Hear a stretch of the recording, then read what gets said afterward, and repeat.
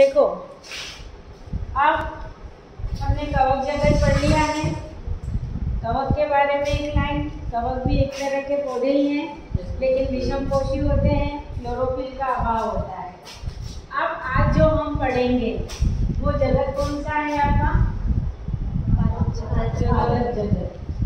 अब अभी तक आपके दिमाग में क्या था? पादप जगत मतलब हमारे चारों तरफ जो पेड़ पौधे हैं, ये क्या यही पौधे हैं प्रकृति में कि इनके अलावा भी कुछ है? इनके अलावा भी क्या नाम पता है आपको उनके? सबसे पहले तो पादप जगत पढ़ रहे हैं हम, तो इसका विभाजन देखने से पहले बात करते हैं हम इनके लक्षण की। क्या क्या होंगे पादप जगत के लक्षण? बताइए। सबसे पहला लक्षण स्वपोषी पाया जाता है। स्वपोषी होते हैं। और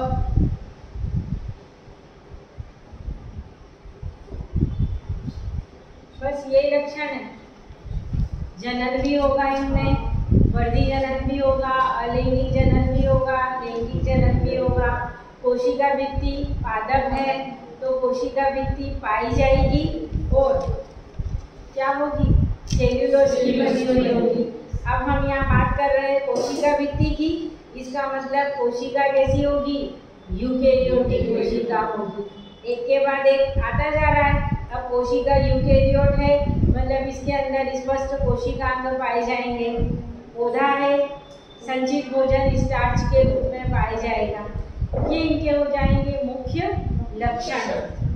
ज़्यादातर स्वपोषी होंगे, लेकिन कुछ पौधे कीटभक्षी भी होते हैं कि नहीं?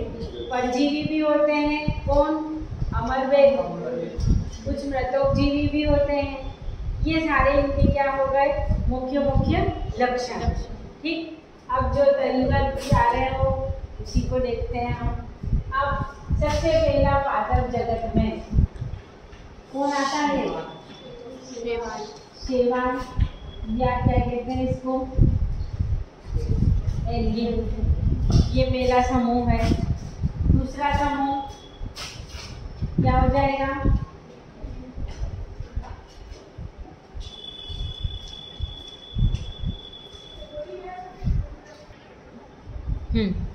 अब देखो शैवाल कैसे होते हैं? कॉलोनी के रूप में पाए जाते हैं, क्योंकि प्लांटिंग है, स्वपोषी होंगे ही सही, क्लोरोफिल पाया जाएगा और इनकी जो बॉडी है वो थैलस नुमा होती है। जैसे पौधा है तो आपके दिमाग में क्या है? जड़, तना, पत्ती, पुष्प, पुष्पक्रम, ये सारी रचनाएं होती। इनका शरीर सूक्ष्म या तो फिलामेंटस होगा या गोलाकार होगा, या किसी में छोटा थैलस पाया जाएगा। ठीक है। अब अगला जो ग्रुप होता है, इनमें पीढ़ी एकांतरण होता है। एक पीढ़ी के बाद दूसरी पीढ़ी आती है और इनमें जो पीढ़ी एकांतरण है उसके जीवन चक्र में दो तरह की अवस्थाएं आती है। एक आती है गैमेटोफाइट अवस्था, जिसमें गैमेट बनते हैं, और दूसरी होती है स्पोरोफाइट अवस्था, जिसमें स्पोर बनते हैं। आगे हम यही पढ़ेंगे। फिर किसी में गैमेटोफाइट अवस्था प्रमुख होगी तो किसी में स्पोरोफाइट अवस्था प्रमुख होगी। ठीक है। अब अगला जो ग्रुप है, इसके लिए एक टर्म यूज है,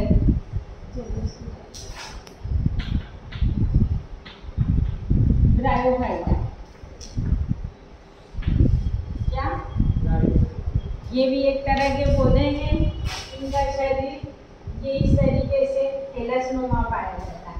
ये दिख रहा है आपको? जड़ें नहीं होगी, जड़ों के स्थान पर ऐसी छोटी छोटी रचनाएं पाई जाएगी, जिन्हें राइजोइड कहा जाता है। राइजोइड जड़ तो नहीं है, लेकिन किसी आधार से चिपके हुए रहेंगे। इसने बात करी थी उस दिन कांजी की, काई की, तो वो कहीं से तो चिपकी हुई रहेगी। शरीर इनका थैलस नुमा होगा। इनमें भी गैमेटोफाइट और स्पोरोफाइट अवस्था पाई जाएगी। पीढ़ी एकांतरण होगा। गैमेटोफाइट थैलस जो होगा उसमें गैमेट का निर्माण होगा, एंथीरिडियम और रूगोनियम।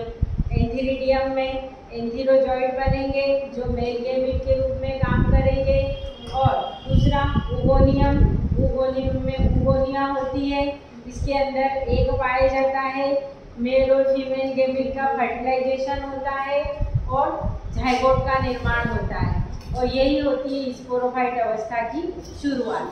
अब अगला जो आता है आपका वो है क्या, टेरिडोफाइटा। अब इन दोनों के लिए एक टर्म आप याद रखना, असंवहनी पादप। क्या है ये?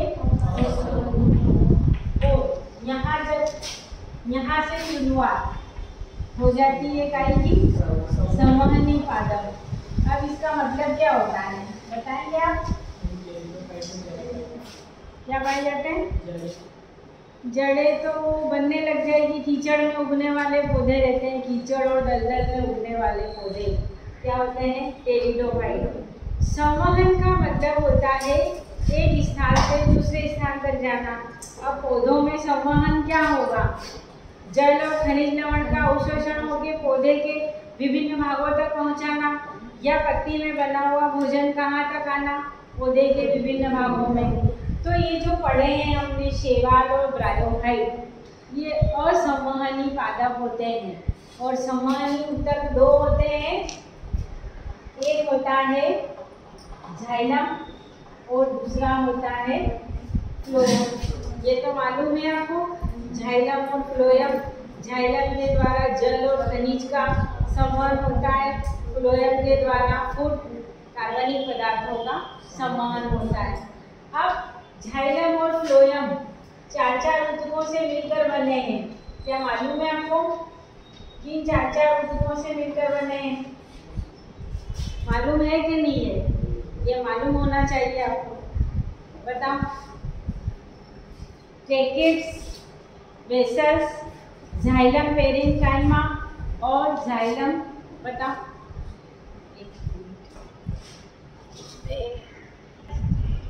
शुरू हुआ। हाँ देखो, जाइलम चार तरह के ऊतक से मिलकर बना है। जाइलम और फ्लोएम को जटिल ऊतक भी कहा जाता है। पहले होते हैं इसमें क्या? ट्रैकेट्स, वेसल्स, फिर जाइलम फाइबर और क्या? Xylem parenchyma. इन चार ऊतकों से मिलकर बने होते हैं। ठीक इसी तरह से ये होता है फ्लोएम। ये भी चार तरह की कोशिकाओं से मिलकर बना होता है। सीव ट्यूब, कैम्पेनियन सेल, फिर फ्लोएम फाइबर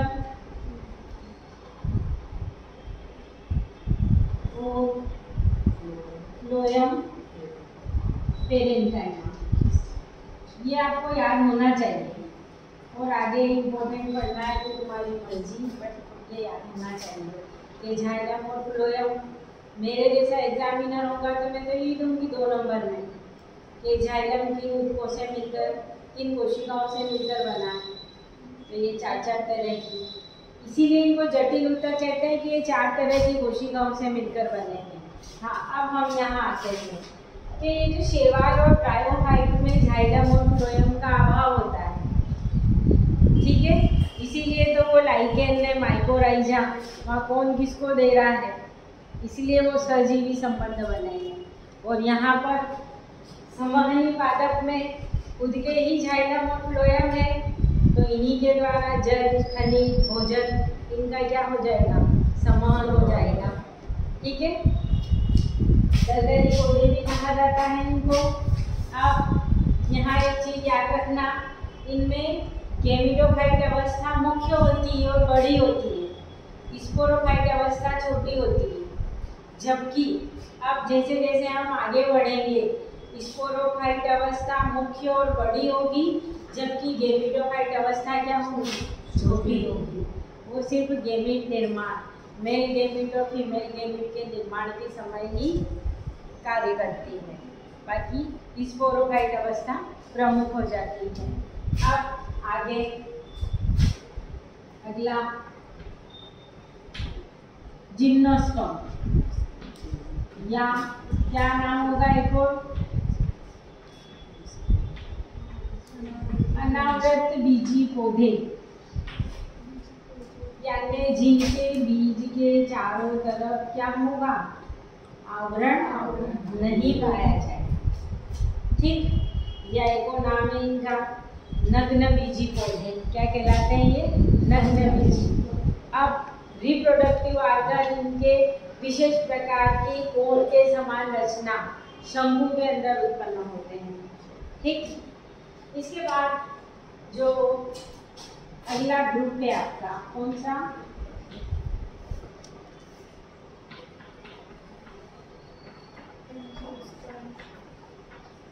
एंजियोस्पर्म, या क्या, आवृत बीजी। इनके बीज के तरफ क्या होगा, आवरण पाया जाएगा। मटर खाइए, कोई सी भी दाल खाइए, आपने चना खाया है, छिलका रहता है ऊपर, इसलिए जब बीज के चारों तरफ आवरण है तो आवृत बीजी पौधे, और जिनके आवरण नहीं है वो अनावृत बीजी पौधे। ठीक, अब देखो ये सभी कौन से पौधे हैं, संवहनी पौधे हैं, संवहनी ऊतक पाए जाएंगे। आपको मेन कॉन्सेप्ट समझ में आया, पौधे कितनी तरह के होते हैं, कवक, कौन से, क्लोरोफिल रहित पौधे, इसलिए हमने अलग जगह रख दिया। उसके बाद बचे हुए क्लोरोफिल वाले, उनको एक साथ रख दिया हमने, कौन, शैवाल, स्वच्छ जलीय भी होते हैं, समुद्री भी होते हैं। डिटेल हम देखेंगे। अभी सिर्फ शॉर्ट में क्या आपके दिमाग में रहे कि पौधों के नाम क्या क्या हो सकते हैं वर्गीकरण में। दूसरा क्या हो गया, ब्रायोफाइट, ये नम छायादार स्थानों में उगते हैं, नम भूमि में उगते हैं। ये दलदल में उगने वाले होते हैं।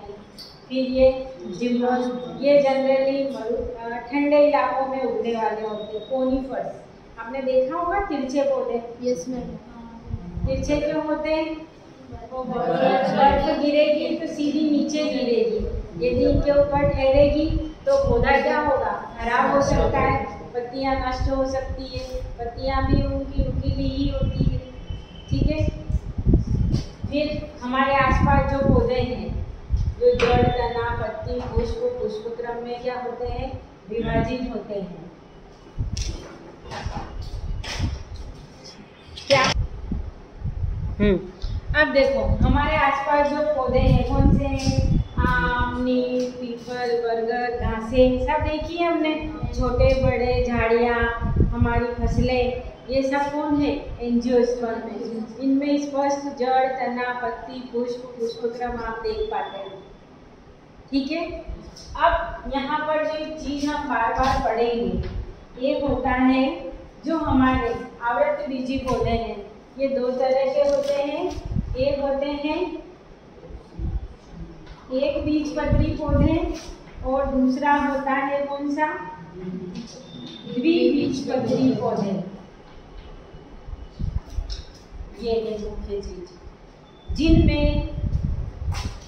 आवरण तो दोनों के ही अंदर रहेगा, लेकिन अब आप यहाँ पर देखो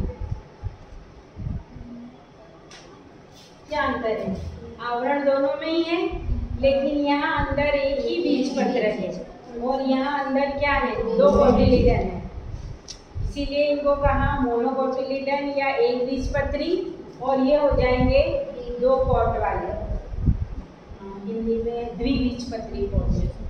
कोई दिक्कत इसमें, इन सबकी हमको डिटेल देखना है। ये तो सिर्फ एक शॉर्ट में था कि आपको ध्यान रहे कि कौन कौन से पौधे के गुण है।